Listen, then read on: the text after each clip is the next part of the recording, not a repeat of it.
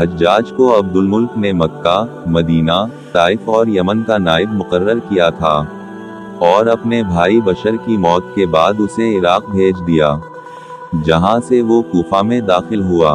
इन इलाकों में 20 साल तक हज्जाज का अमल दखल रहा।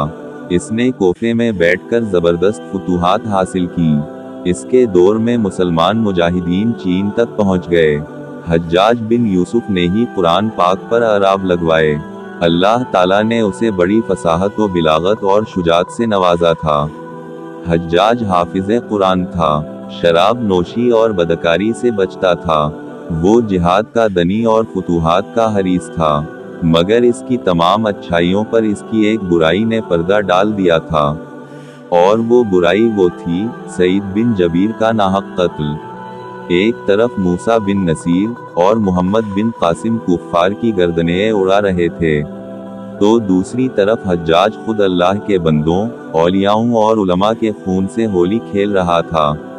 हज्जाज ने कमोबेश 1,20,000 इंसानों को कत्ल किया। इसके जेल खानों में एक दिन में 80-80 हजार कैदी एक वक्त में मौजूद होते, जिनमें से 30,000 औरतें थीं।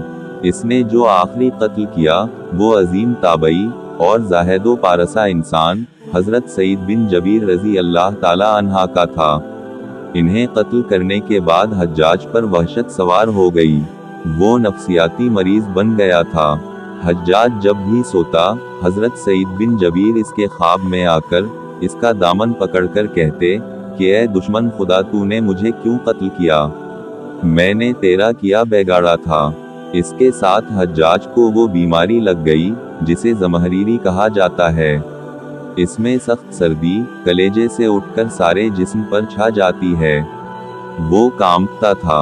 आग से भरी अंगीठियां इसके पास लाई जाती थीं और उस कदर करीब रख दी जाती थीं कि इसकी खाल जल जाती थी, मगर इसे एहसास तक नहीं होता था। हकीमों को दिखाने पर इन्होंने बताया कि पीठ में दर्द है। एक तबीब ने गोश्त का टुकड़ा लिया और उसे धागे के साथ बांधकर हज्जाज के हलक में उतार दिया। थोड़ी देर बाद धागे को खींचा तो इस गोश्त के टुकड़े के साथ बहुत अजीब नस्ल के कीड़े लगे हुए थे। उनसे इतनी बदबू आ रही थी कि जो पूरे 1 मुरब्बा मील के फासले पर फैल गई। दरबारी उठकर भाग गए। हकीम भी भागने लगा। हज्जाज बोला, तुम कहाँ जाते हो? हकीम बोला, तेरी बीमारी जमीनी नहीं आसमानी है।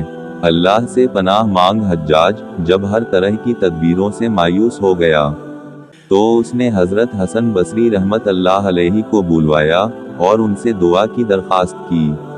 वो हज्जाज की ये हालत देखकर रो पड़े और फरमाने लगे, मैं तुझे मना किया करता था कि नेक बंदों के साथ छेड़छाड़ ना करना, उन पर जुल्म ना करना, मगर तू बाज ना आया। बयान किया जाता है कि हजरत सईद बिन जबीर रजी अल्लाह ताला अन्हा की वफात के 40 दिन बाद ही हज्जाज की भी मौत हो गई थी। जब देखा कि बचने का इम्कान नहीं तो करीबी अजीजों को बुलाया, जो बड़ी कराहत के साथ हज्जाज के पास आए। वो बोला, मैं मर जाऊं तो जनाजा रात को पढ़ना और सुबह हो तो मेरी कब्र का निशान भी मिटा देना, वरना लोग मुझे मरने के बाद कब्र में भी नहीं छोड़ेंगे। अगले दिन हज्जाज की पीठ फट गई और इसकी मौत वाक़े हो गई।